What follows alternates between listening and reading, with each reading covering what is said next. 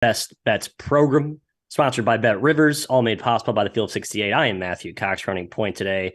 Kai McKeon with the clock in his background, work from the satellite campus of St. Louis, Missouri. Jim in his usual command center. Fellas, it is a glorious divine slate. And this is kind of the time of year where college basketball starts to shine. Not quite to March levels, but we're starting to get away from college football. We got World Cup about to put behind us. It's our time. And it's our time to shine. Jimbo, going to you first. What'd you learn last night? You were on After Dark for many minute. So you taught us a few things on that program, but tell the others who didn't tune in. Yeah, hopefully I'm not being too repetitive, but Georgetown is terrible at defense. I will let Kai maybe get into that more if he'd like to. That team. I would like to. Yes, yeah, I'll let you do that. Joke. Creighton, they've lost 6 in a row, and I know Kalkbrenner's out. I know he's super important. I beat the drum for that. I voted him a second-team All-American. But like part of the big reason for optimism with this team was they competed with Kansas without him. Like, look how good the sophomores are, et cetera, et cetera. And if they can't win a game without him, maybe they weren't that good in the first place. I don't know. It's just bothersome that one guy can't mean the whole world at some point, especially if some of the hype was generated because of a game that he didn't play. Kai, it frustrates me. Yeah, and Fred King had a really good game, right? Like that was the replacement for him. So where are the other guys at? I agree it's concerning for Creighton. And yes, I am going to talk about Georgetown, clearly. I truly hate this team, this Georgetown team. I've hated them for a while, but I especially hate them because yesterday you were a home double-digit dog in your opening conference play. You scored 1.16 points per possession, 89 points, and still couldn't cover 11 points. That's tough. They only had 6 turnovers. Xavier was 14 for 26 from 3. Okay, maybe that sucks, but Georgetown 19 for 32 from the free throw line. That's not good. Matt, my main takeaway here, fire Patrick Ewing. Fire him right now. Let him go. Let him sail into the distance. I said last night that they defend like with the energy of, Mom, do I have to? Just like, it's don't terrible. Try. Yeah. Yeah, that's my, like Jimmy had the DePaul versus Georgetown debate in the preseason. Like the difference between those two teams, the talent is edge to Georgetown, but the effort is like 10x edge to DePaul. And there's a reason one team's actually competent and one team's just been kind of a laughing stock. I would not have made that board bet if I knew the assistant staff that Mr. Ewing can hire. Yeah, no, we should have dug into that one more. Anyway, that aside, hey, fun little special segment here. We're going to kick off our rundown with a breakdown of Stephen F. Austin and Furman Kai. And yes, while this is an awesome mid-major game, which we have high levels of interest in, it is of more importance to our overlords at Field 68. Do an exclusive broadcast. If you're at home watching, tune in. All right, break this game down here. Jim, going to you first. Furman, struggling. Our Dins haven't defended their shadow in weeks. Bob Ritchie sounds very concerned, and NC State basically scored at will against them. SFA, many injury concerns. What gives in this game? Yeah, I mean, like you said, Furman hasn't gotten anybody. Part of that is they're pretty poor against high major competition. They don't have the size or real high level athleticism to hang. So maybe this is a little back more at their level. I gave them a little bit for home. It's in Greenville. It's pretty close to campus. I think that's worth a little bit of something. SFA is coming from Ruston, Louisiana. That's not awesome travel. They just had that emotional overtime win that busted my best bet under. No bitterness whatsoever. I think this sets up pretty well for a Furman bounce back, for lack of a better term, from how they've been playing. So Kai, I lean towards the Paladins. I did not end up betting it based on the number, but given what we've seen, I like that. Oh, best bet. Rob screws up a sideline report. Lock. That's good. Oh, so we have 5 today. That's huge. He's running sideline. Is that what Rob's doing? Well, you want him in a booth with professionals like Fanta I don't. and T.O.? No, I thought it was a terrible idea. You can't catch that guy. Him being sideline's fine, maybe. No one cares about the sideline guys anyways. They're superfluous in my opinion. Oh, they are. It's not a necessary job. I abstain from this take. Yeah. This is basically a home game for Furman, right? In Greenville, Jim mentioned it. Direct flights, though, from Ruston to Greenville, I'm sure, on very nice airlines. Plentiful, yeah. Plentiful, yes. On the PJ. Fired up. Have to handle the ball against Stephen F. Austin. While Mike Bothwell has been awesome at this for Furman, the other guys have not. They're big guys. They're wings, Pegs. Their backup point guard has not been good with the ball. That's worrisome, but Stephen F. Austin turns the ball over about more than anybody in the entire country. So if you're going to try to outsteal Furman in this game, I don't think they can do it. Furman has a fantastic defensive rebounding team, Matthew. That's huge against Stephen F. Austin. SFA has also been pretty banged up. We don't really know who's healthy and who's not healthy. It's been kind of bad luck for them this season. I think the line's a little bit high, though. 6 points, I'm staying away, maybe slightly into SFA. Yeah, open 8, got bet down pretty quickly. Yeah. That's a thing you'll hear today throughout the show. A lot of activity last night in the overnights and the early morning markets. This one, I think the sharp money got it right. They straightened it out to, -6 painted across the board. It's what it should be. And I think I'd be inclined to take SFA if they were fully healthy, but the travel does give me a little bit of pause there. Yeah, and they had 8 people dressed last game, played 7. Yeah, but no Jackson Posey, no Tizano, no, who's the other one that was out? I forget their guards. They have too many.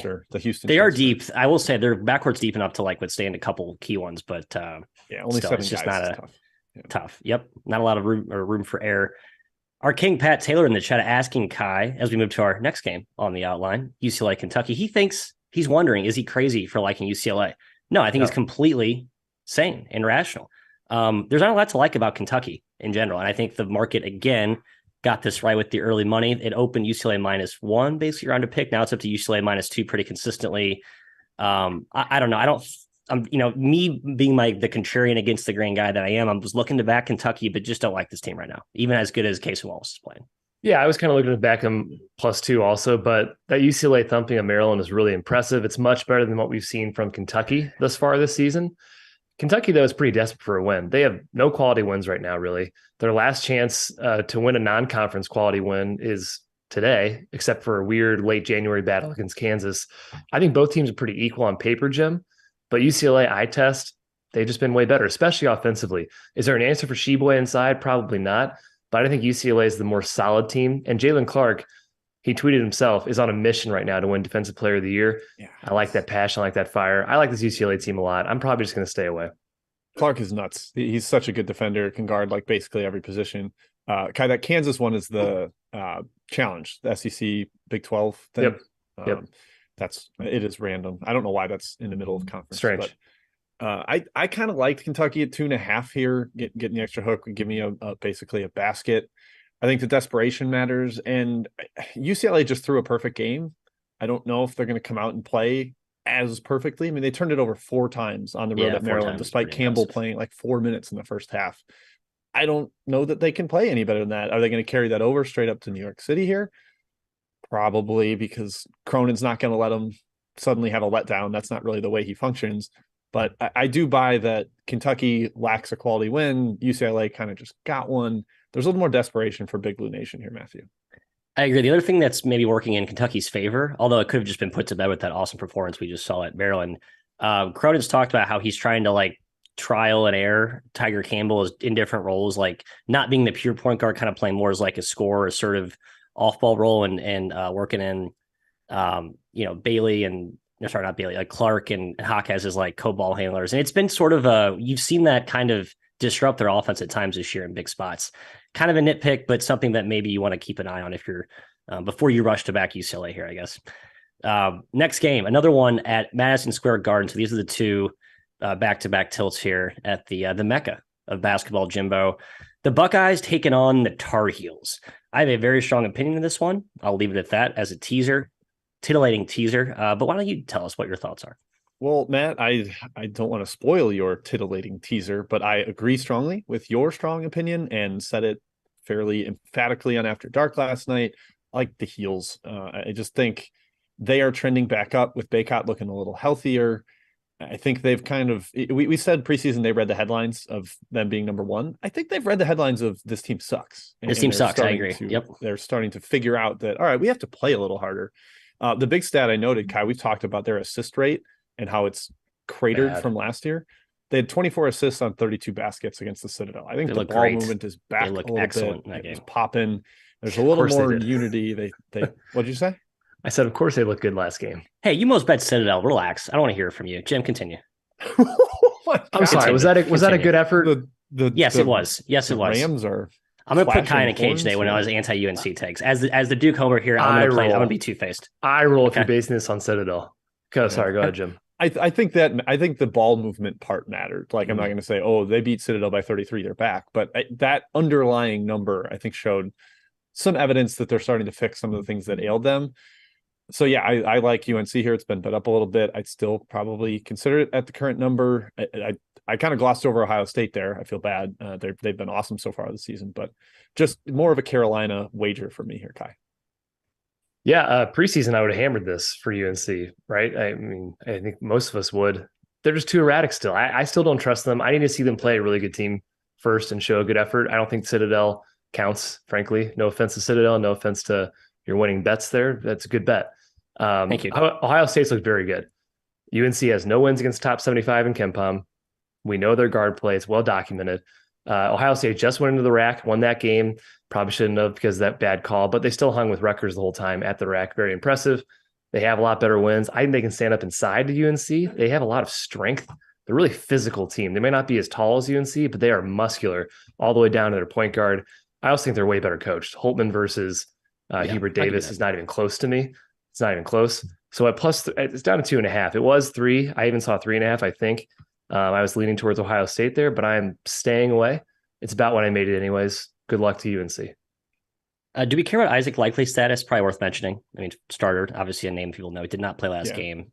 He might be the guy that covers Caleb Love or Davis. Right. Do you think you need him? I don't have his availability in front of me. The key thing I like about this spot, North Carolina, best bet.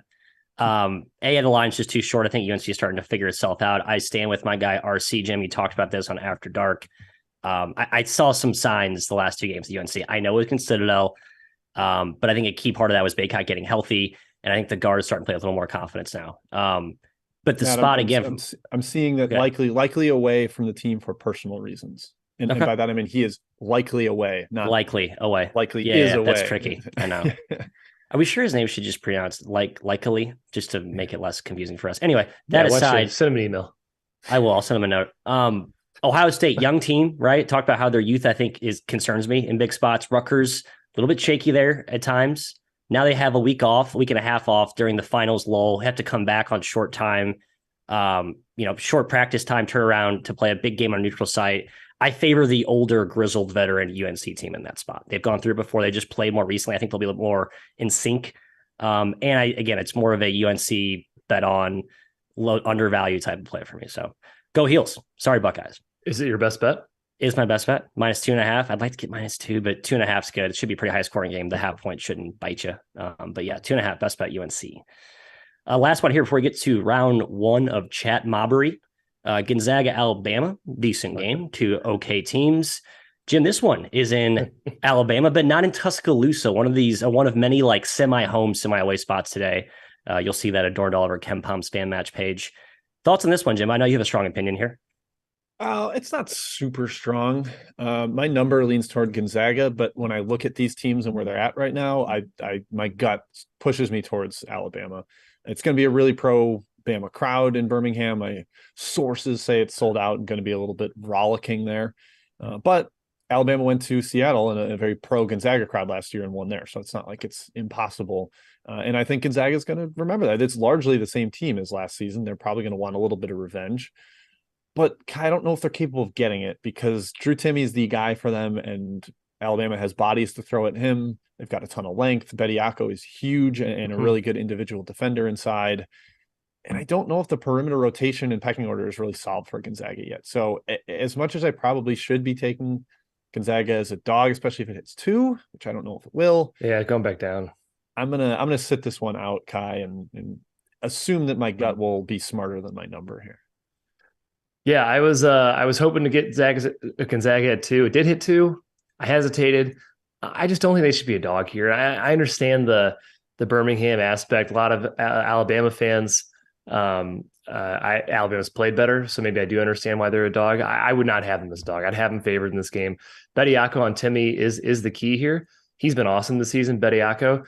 But Timme last year kind of handled him. He had 23 and 10 in Seattle. A game, by the way, Alabama won by 9. I don't know if revenge plays into your handicap too much here. If you're a revenge type of guy, you're probably leaning towards Gonzaga here. But Gonzaga is certainly a worse team than last year. Alabama appears to be better. The Zags, I agree, Jim. They haven't quite put their pieces together yet. Matt, I still think they're a sleeping giant, though. I think this offense is waiting to explode. They have lots of shooters.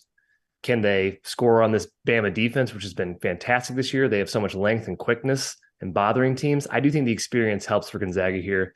My main question is, can they keep Alabama off the glass? Because Houston couldn't, which is saying something.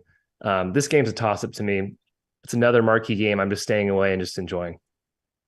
I do lean Gonzaga. I think I lean them more because of the spot, like a parallel to Maryland, a team that we saw come out on fire and then kind of start to fold as just the accumulation of big games have caught up with them. Alabama kind of the same, but just played so many big games. I know Gonzaga has too, but I just think Bama, given their max effort and near victories in close games recently, I think that may come back to bite them here in the spot. So I do like the Zags, especially because it's not in Tuscaloosa. I think that does matter.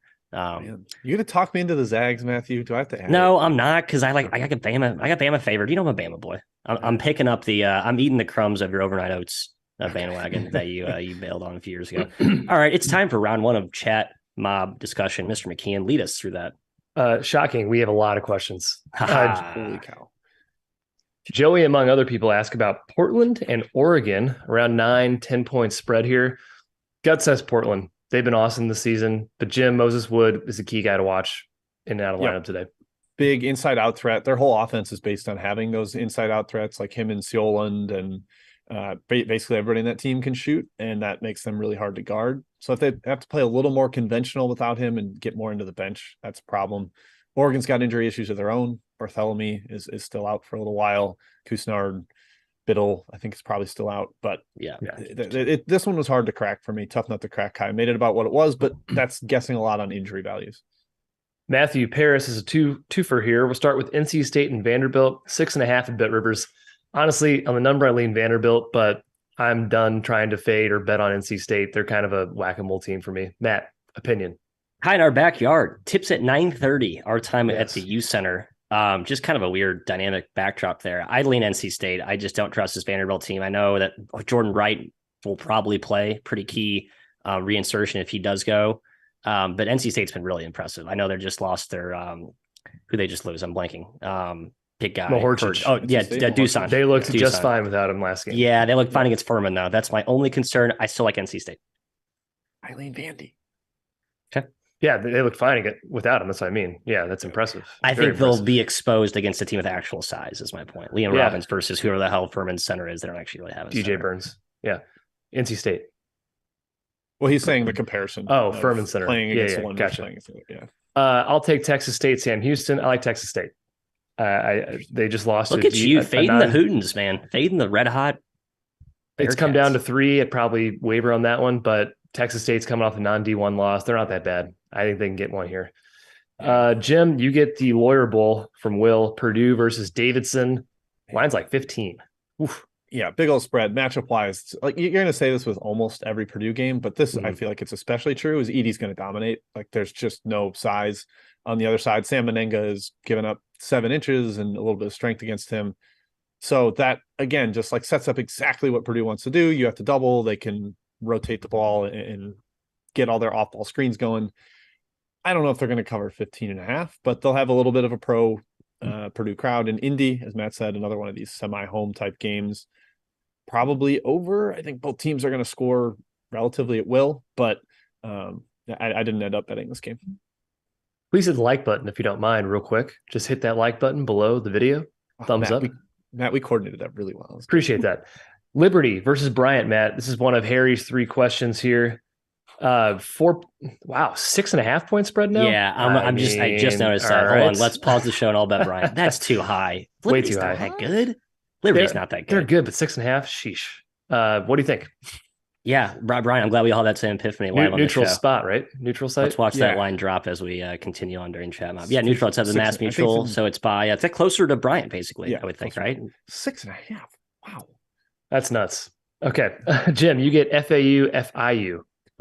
Boy, Kai, FAU has been a complete monster wagon. I think they're like top 25, and if you use no priors on Bartorvik, they rock. So no wonder this line is huge, but FIU has taken some money. It is a big rivalry game. They're about 40 minutes from each other on the southeastern coast of Florida. Boca Raton and Miami. Yeah, so I lean towards FIU, but that is such a hold your nose team that's been kind of stinky against team that's been totally awesome. It's hard to like strongly recommend that. FIU money line. Next question. All right. Next one is Cornell. Just a thought. 10-1. I'm not going to doubt Matty money lines. Just a little sprinkle, guys. We got. I'll tell you what. If FIU beats FAU, I'll be very surprised. Matthew, we'll come back for an actual gimmick of sorts, but we'll workshop that. Yes, Cornell, Syracuse, Kai. I like Syracuse on the number. They have disappointed as a large favorite. Cornell against the zone is not as effective as Cornell versus man. That's my anecdotal thought. Like their whole offense is based to just rip man to shreds. Now they're really good passing team. They could certainly rip a zone to shreds, but I think that maybe takes them out of their juju. It's like kind of like Toledo, right? Toledo's better against man than they are against zones. So I like Hughes, as stupid as that sounds. I like Cornell. I think Cornell can shred zones with the way they shoot the ball. My number leaned it, but I feel like this is a game Syracuse like loses. Yeah, I know. Like Upstate, the way they always like go. Big game for Cornell. Like they take this game real seriously, right? We've just seen that movie before. It's a sad team. Bryant's, Colgate, yeah. All right, Nicholas asks North Florida and Pitt. Jim, 14 points. I lean towards the dog. You've kind of talked about it, Kai, though, about how North Florida just isn't always as serious in their non-con. They're really more tinkering, trying to figure out rotation for league play. I don't fully trust Pitt as a big favorite. I do like the over. I think there's a lot of points kind of up and down here. Both teams can figure out ways to score against the other defense. Jamarius Burton's status, I think, is up in the air for Pitt, but I'd kind of half expecting him to play. Matt, Toledo and Marshall, a really, really fun mid-major game, and this total is 166.5. Marshall is favored by 2.5. Do you have any leans here? Yeah, this is one where it's like I lean Marshall. I'm sorry, I lean Toledo. I apologize. I like my rocket chips here. I was like, the number's 3. I'm like trying to be overly number sensitive. But when a total is 166.5, you don't need to be number sensitive. I think if you like Toledo, which I do, I should probably just take the money line. I don't know. I like Toledo here. That's all I got. Pepperdine is going to Grand Canyon. I like Grand Canyon, but I'm usually fading Pepperdine. I think the market's still too high on this team. They're super talented. Tough place to win, though. Caveat, I don't love Grand Canyon as a 5-point favorite. It just doesn't seem like they play very well in that circumstance, but lean Grand Canyon. Jim, you get the best game on the slate today from Scott. Louisville and Florida A&M. Man, I have no idea what my number should be on Louisville. Like, I don't know how to make a number on Louisville right now. So every time I look at one of their games, it's like, do I fade Louisville or not? That's literally the only question I ask myself. And I don't want to bet Florida A&M. I just think they're bad enough and like truly terrible. Where if Louisville figured something out last game where there's a little better chemistry coming off a win, I don't want to get in the way. So sitting it out. Matthew, Jack, 2 questions. First one, ISU Blue and Duquesne. I think the line's come down a little bit. Big money on Indiana State, open Duquesne favorite. Now it's based down to a pick. I kind of like the Dukes at the current price, but it's a tough spot, short turnaround to prepare for Indiana State's offense. I guess I understand the money, so I'm not looking to rush. Officially out, and Tevin Brewer officially out as well. That's probably pushed it to pick. That's big. Right. Yep. So stay away. Jim, Clemson and Richmond is your part of Jack's questions. Why'd I lean to Clemson, Kai? Tell me. I don't know. I did. I don't know. I sort of. Richmond's been up 30-0 the last 2 games, so maybe bet Richmond first to 15. I think that's a little. I don't know. Not lucky, fluky, but yeah, fluky. That's a better word for it. It's not. They're not going to be some like first to 15 juggernaut all year. Clemson's getting a little healthier with PJ Hall. Their backcourt's getting more experienced. So I lean that way. Neutral site game in Atlanta, if you weren't aware. That's not a super strong take there. Mizzou, Central Florida, tips at 11 Central. I was thinking about Mizzou at +3. The market is back in Mizzou. Down to 1. Would not trust Mizzou. I'll be honest. Market didn't watch the Kansas game. The market had like daytime activities last week, and they didn't catch the Kansas game. This is a better barometer. We'll see. This is more of a like team. I think UCF's really talented. I would stay away. I almost bet Mizzou. This game is in another semi-home, right? This is at my eyes. It's in Sunrise, over by Miami, so it's still by a little Miami. bit of a trip. Okay. Yeah. But in all right, let's go back to the outline. I got more questions, but let's go back to the outline. All right, we hit some of the big neutral site games in the first part of our show. We're going to talk about some big roadies today. A little non-conference twofer coming up here. I have 3 non-conference tilts coming up here. First one, Houston at Virginia, Mr. McKeon. Fascinating matchup between the Cougars and the Wahoos. A lot of movement on this game, mostly coming in on Houston. I did see some Virginia move at one point, but it's basically sitting at Houston -2.5 on the road. 2 key injuries to watch. Marcus Sasser, how healthy is he for Houston? Reese Beekman, how healthy / will he play for Virginia? Yeah, Reese Beekman's status is key. It's huge. He could be worth 4 points to this line. I don't know. I have a major lean towards Houston here. Tough place to play, obviously, on the road for Virginia. But the Cougars basically do what Virginia does better. Houston won by 20 last season. Virginia could not score. Certainly a better Virginia team this season, but this defense for Houston is legit. They're going to make Virginia hit shots, Jim. I don't believe they're a 40% three-point shooting team. I just don't. I think it's going to regress. And Houston consistently is among the best in the country at making shooters on the perimeter miss. I don't think it's a fluke. I think they're literally that good at it. And I think they're going to kill them on the glass too. A lot sets up for Houston here. If you like Virginia, you like it that it's home and you like that they're up for this spot, but you need Beekman in the lineup if you're going to back him. Yeah, Beekman's like the perfect Sasser antidote. You put him on Sasser and he's hard pressed to score pretty much all game, especially with like the eye and shoulder stuff that he's been dealing with. Go ahead, Matt. What? So the on-off, like, love him on offense too. I didn't realize how awesome he's been offensively this season. He's great. Too, so yeah, best player, right? Great passer. I think so, he's like an actually real good shooter, unlike Clark's numbers that I think are super inflated right now. I've had -2 entered twice on this, and it moved to 2.5 as I tried to bet it. I'm trying to get the 2. I'm not ready to endorse -2.5, but if Beekman's out, I'd take up to -3. Like that is huge for me. But they've had 10 days off after he sat out most of that game against James Madison. We'll see. Haven't gotten the scoop yet. 115 total. Yeah, that is low. Opened 113. So I don't know. No take on that. Usually these low totals tend to go under, and the high totals tend to go 115 right now. It opened 112. So 115. People are back and over. People there. bend the over. Last year they scored like almost none, right? 114 last year. 114. Right, yeah. 114. Okay. Well, there you go. Hey, another game next up, non-conference, true road game tilt. My Indiana Hoosiers are involved in this one, Kai. They're headed to Fog Allen, take on the Kansas Jayhawks, who put your Mizzou Tigers in the sleeper hold last weekend. Any take on this game? A little bit of money coming in on the Hoosiers. Big news, Jalen Hood-Schifino is officially a game-time decision per Mike Woodson. If he tells me he's ready to go, we'll play him. I think he matters a lot. I wouldn't bet this game either way until I know what his status is. And sounds like it's not going to ever be really determined or certain. Yeah, I can't say anything bad about Kansas. They look great. They have a ton of shooting, steady point guard play, an All-American. What's not to like? Oh, a really good coach too, Bill Self. Indiana's dropped a couple tough ones, Matt, but I still think your Hoosiers are a good team. I agree. The Hood-Schifino status is key. We've talked about him being important for them to take pressure off Xavier Johnson in the backcourt. But there's a difference here in Indiana between the team that Kansas just played and Mizzou. Indiana's a front court, and TJD should have, frankly, a field day against Kansas. Kansas thrives when they play small ball and when they can get away with it. I don't know if you can do that against Race Thompson and Trace Jackson Davis. I think you're giving up too much in the front court here. It's hard to fade Kansas at the Fog. I saw someone in the chat say the Fog is the most overrated home court in the country. Boy, that can be more false. But I'm staying away in this game, especially not knowing Hood-Schifino's status. Yeah, it sounds like he's going to play. This game tips in 17 minutes, and he's been warming up and is dressed. So I think it sounds like he's going to be in there. But man, yeah, Kansas, I think we kind of saw the real version of them last Saturday. I know that was a big rivalry. They get really hyped for that game to smack their sad little brother, which is our Tigers. But this is Indiana. This isn't some game they're going to overlook and gloss over and snooze through either. I think they've got enough bodies to compete inside that. They're not like super huge, but KJ Adams has been a really good defender. You throw him at Race and Trace, I think that helps them compete. And the wing guys look a little healthier. McCullough looks good. Wilson's going to be really, really tough to stop here. So I think Kansas, but with Hood-Schifino in, I'm not going to bet it. Yeah, IU.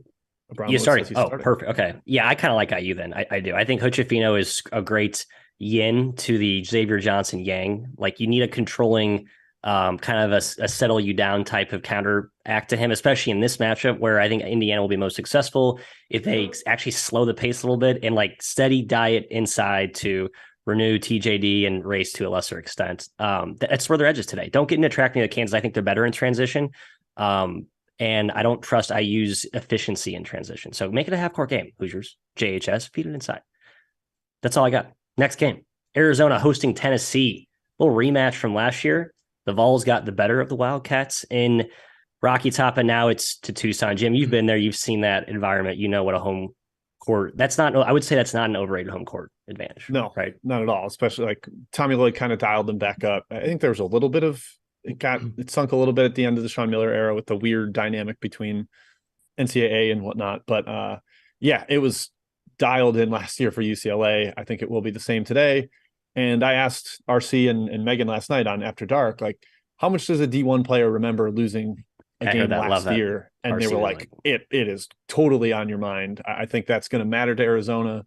Ballo, Larson, Krisa, Tubelis, all those guys played in that game. There's a little questionable late officiating in that one. I remember that in Tennessee. I think Arizona's going to be really dialed in. I agree with the steam here. Wanted it -3 or lower. It's been 3.5 pretty much everywhere, Kai. So I'm still waiting, hoping to get 3 at some point. It's 4 now at BetRivers. It's 4. It's too high. Shoo. I think it's too high. I'm surprised the market is pushing Arizona so hard, frankly. I don't necessarily disagree with it. I like Arizona as well, but KenPom's got Tennessee favored in this game. That's usually an indication, or that's usually a good predictor of where the market's going to go. Both teams have certainly rocked. Tennessee also gets Vescovy and Adu back, presumably. Now, maybe there's information out there that's not the case, but I thought both those guys were back, as well as JJJ most likely. But I do think Arizona, Matt, has the size edge. The problem is Tennessee's been the more physical team. They're better on the glass than Arizona's been. They're going to have to really step up. I mean, they have been. Yeah, look at the stats. They haven't. I know. It's hard for me to buy that, but they have. They have more depth up front, where Arizona really just has those two monsters. I like Arizona. I think it's been bet up to. Okay, hang on. The thing I want to talk about, though, yes, this is the number 1 offense versus number 1 defense per KenPom. This has happened 7 times before. The defense is 4-3. This is only the second non-neutral time this has happened. The first time, that was Gonzaga versus Texas earlier this year. Texas absolutely destroyed them. Not sure you can read anything into that. Just found it interesting. I think Arizona can find success here. I do lean towards them, but 4, I think the value is on Tennessee. I'm with you on that one. So if it's 4, I think home court's worth 4. So market believes that these two teams are equals. That's how you would handicap this game. You think Arizona's better? You'd take Arizona. Although you missed your value. You think if Tennessee's better, then I say right now is probably a good time to come in on Tennessee. Last game, the Holy War. We actually have 2 Holy Wars today, but this is the more, I would say, heralded Holy War, the more hate and true religion animosity between the two. Utah at BYU. Mark Pope against Craig Smith, 2 fantastic coaches. I would say one really good team and one team that is struggling, but maybe finding itself, question mark, Kai. Thoughts on the Cougars versus the Utes? Yeah, it's only Utah's second true road game. The first one, they beat a shorthanded Wazoo team in overtime. Barely, yeah. People have been talking about all over the internet. Shooting regression is due on both sides here. BYU 329th in the country on offense, 312th on defense and 3-point shooting. Utah 27th on offense, 6th on defense, 3-point shooting. Does it give here? Who knows? It's tough to predict this type of stuff. Trior for BYU missed their non-D1 game. Apparently it was precautionary. He will be back. He's massive. He's out. Utah would eat them inside. With him back in the game, I think it swings BYU's way. It's a huge game for them, obviously. Huge home crowd. I like the Cougars here at +2, +2.5. Yeah, I missed 3. Would have liked 3. Definitely lean towards BYU. Made it closer to a pick 'em. Also kind of like the over, even with Trior in there. I think there are points to be had. I think BYU knocks down shots. They've kind of had a better offense going with Dallin Hall in the starting lineup and Williams being the off the bench spark plug, come in and try to light it up. So lean towards points and the Cougs, but didn't end up betting this one. Matthew, where'd you land on the Beehive battle? I did take BYU very, very small, but my note was, really, Matt, you're going to fade your Utes? That was my final caveat. So famous last words. We'll see what happens. Talked about some of the injuries on both sides. Utah's healthier, but not fully healthy. The Gabe Matson injury starter. It sounds like he is questionable tonight. I don't know, just something to keep note there. I think it's a high scoring game. So my take was, if you like BYU here, which I did, I was considering just taking the money line. You don't need to nitpick over the half point or point there at 2 or 3. Just take money line, get you a few extra bonus points of value, I suppose, in a high variance type game. That concludes our outline, except for Chat Mob Part 2, which Mr. McKean will lead us through right now. Here we go. We're going to start with Texas A&M and Memphis. A specific question about the total in this game. I got no take in that, really, Jim. Do you? Not a ton on the total. Matt, did you point under? I like under. It's been bet up. I guess I have a different take here. I think defenses win in this game. Defenses overcome the pace, which could be a little bit helpful. Yeah, well, Kendrick Davis's status is pretty huge. He got banged up right at the end of the Alabama game, limped off. It sounds like it's just his recurring ankle thing, and he'll play through it. But if he gets hurt again, or if he's limited, then that helps both the under and Texas A&M. And I lean the Aggies on the spread. Bradley, Arkansas. I like the Braves today, +11 against Arkansas. That's the way my side is leaning. Matthew, you get San Francisco going to UNLV. Interesting little mid-major matchup here. Yes, the line is low, but you can get 7, even 6.5. I like the Dons. UNLV has been really good. I think they're starting to hit a point of inflection where they might be overvalued, especially today, as Shim found out or notified us. Eli Parquet is going to be not playing, arguably their best on-ball defender and terrific on offense too. Like very important. It's a very deep team, but I think he does matter. So kind of a little extra point of value in the Dons' favor. Should be a good feisty dog today. Jim Butler has taken money against UConn. It is 7.5 right now. Butler is at home against the best team in the country. Good luck to Butler backers. I think this UConn team is just built to smash, especially a team with no depth. They're going to throw Klingon and Sonogo in waves at Manny Bates. Kai, you've talked about how he plays like 40 minutes a game for them, which is he does. Rare and impossible for a center. And I fear for foul trouble. I think their guards are a little more erratic than they've shown at times. It's going to be a really hype home atmosphere, but we've seen Butler crack late in games, and I think they do against like the deepest juggernaut in the country. Yep. All the first half. Yeah, I'm not fading UConn. I'm just not. Ryan A., Santa Barbara and Portland State. 4-point spread, Matt. Portland State is home. They're a dog. I kind of lean toward the Vikes. But the number is about right for me. So no play. I can't like either. Both teams are sort of confounding to me at this point in the season. They are. Jim, Wichita is not home, but it is in and around Wichita, and they are playing Oklahoma State. It is 4.5 points in favor of the Cowboys. Yeah, I lean towards the shock. I know Matt thinks they stink, but I actually think some of their efforts have been pretty solid. Yeah, the talent is kind of there. I don't know. Oklahoma State's been good, but not unbelievable. This feels closer to a pick 'em, even not at the true home in the Roundhouse. I think it's still going to be super pro Wichita crowd, really good fan section there. I would lean towards the shock, maybe over, but it's a gross game to bet over. Matt Nash asks about Wyoming and Dayton, -2 in favor of the Flyers at BetRivers. I don't know. I think the line's pretty sharp. Wyoming is kind of figuring itself out, and I think Dayton will benefit from the layoff because they seem to get healthier, like just rest. Even the guys that are playing are probably not all the way 100%. I lean Wyoming very slightly, but Dayton's going to have a huge showing today at U Center. Like the Dayton fans are very real in Chicago. They're going to have half that place packed. So kind of maybe a slight home edge to Dayton. Matt, you're going to keep the mic and do Florida State St. John's from other Matt. It's not 10.5. That was said in chat. It is 6.5. What do you think? I like Florida State money line. I got 230 early this morning. I can get 2-1. That's a pretty good bet here. I just think Florida State's kind of figuring itself out, or if not, they're at least a good bet against a highly volatile St. John's team that's somewhat on the road here. So over. Yeah, a lot of points. I agree with that too. A lot of points. Jim, Jackson. Shouts to Dom. Shouts to Dom real quick. Go Knowles. Shouts to Dom. Texas Tech and Jackson State, 18.5. Yeah, another neutral one here. This one's in Houston. Jackson State playing like a neutral one versus Mississippi State. Now over to take on Texas Tech. A lot of off-court drama with Texas Tech, and IMAC's not going to be on the floor. I would fade them as well. Jackson State's super feisty. Like even if they go down 25, they will get back within 15 at some point. They're really the never quit kind of team, and Texas Tech just isn't really it right now. 11:30 tip, Seton Hall and Providence, -2.5. My thing is you need to know who's in and who's out for Seton Hall. They seem really banged up right now. If everyone's healthy, I lean their way, but I just don't know. It's like kind of crapshoot. I know, but like they got Dre Davis back last game. I think they're fine with him, and they got enough dudes. I'm not a big fan of this Providence team. I'd lay the 3. Personally. Who just got hurt for them? Someone just got hurt. I forgot. Fedi Odekale. Yeah, I don't know if he plays. Yeah, who knows? Sounds like they're going to go big without him, which I don't know. Wow, Nigel Pack out today for Miami. That would be notable. Who are they playing? St. Francis, Pennsylvania. No thanks. I think it's terrible. Yeah. Matt, Moorhead and Mercer. I know you have a side in this game. 6.5.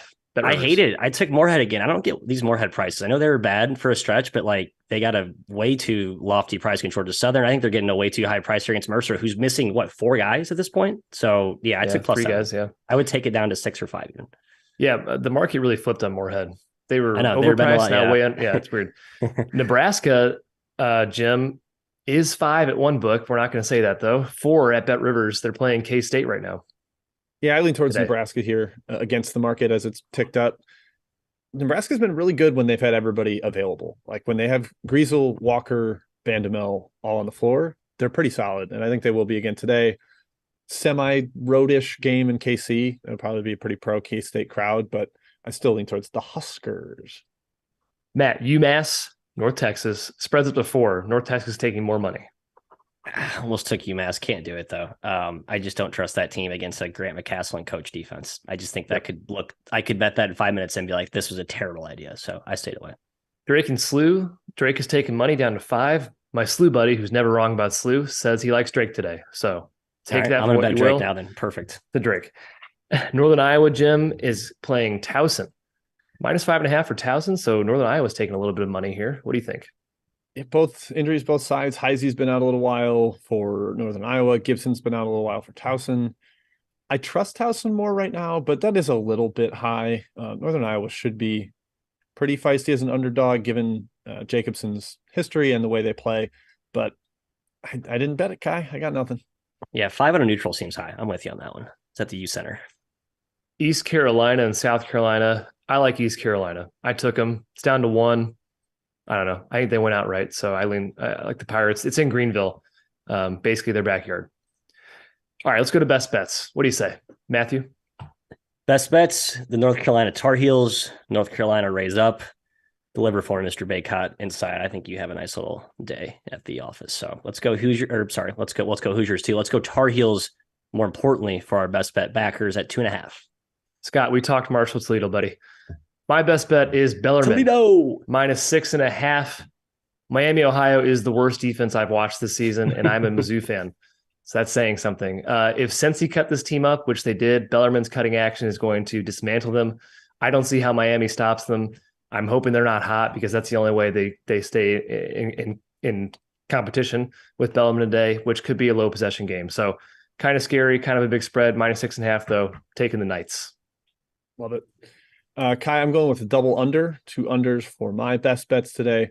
Monmouth and Charlotte under 127.5. I think this is a bad offensive team. Monmouth against a bad defensive team. Charlotte, both are relatively willing to play slow, especially the 49ers. So I think that turns into a yuck fest.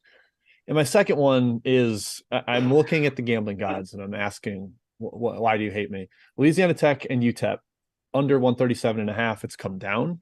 It was 140 pre-show. I have lost 3 combined unders in overtime with these teams. UTEP twice, Louisiana Tech, best bet last time in overtime.